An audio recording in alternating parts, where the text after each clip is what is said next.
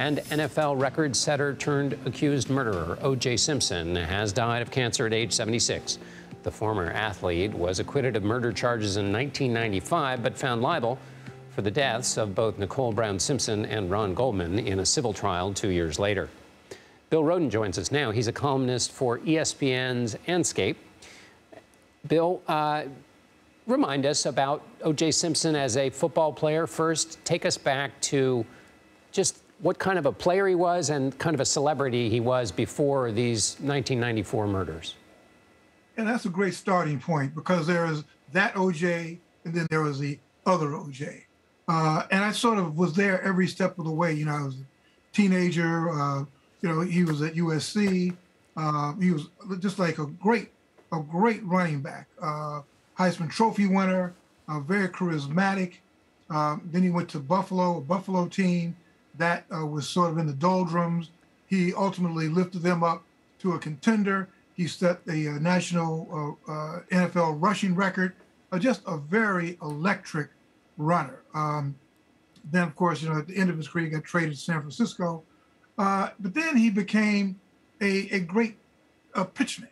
He became a really great pitchman and was really one of the first black athletes to cross over. Again, he was sort of a Michael Jordan figure before Michael Jordan.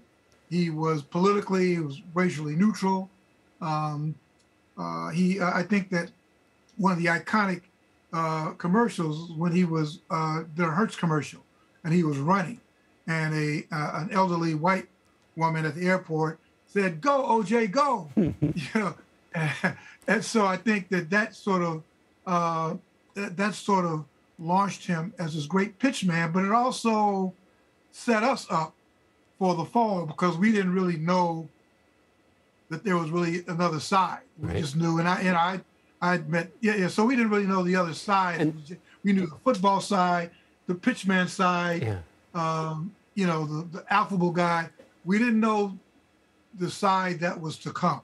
And Bill, help us then, having set that up so beautifully, and particularly the O.J.'s position in American racial conversations, how that then changed with his case, and how that was seen through a racial lens in this new other side of him that you described.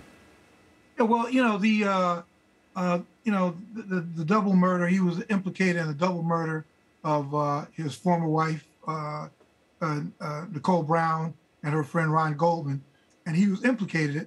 And that trial became the trial of the century, because it had so many tentacles.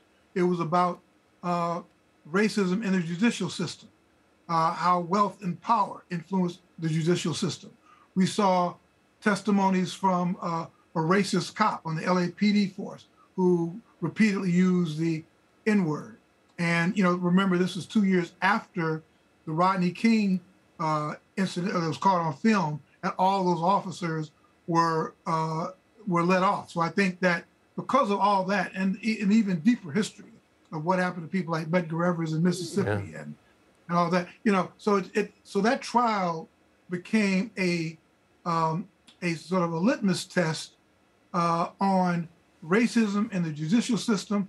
And the irony of all this is that, again, O.J. was not like, he was not, you know, like this black figure. You know what I mean? That's not how he saw himself.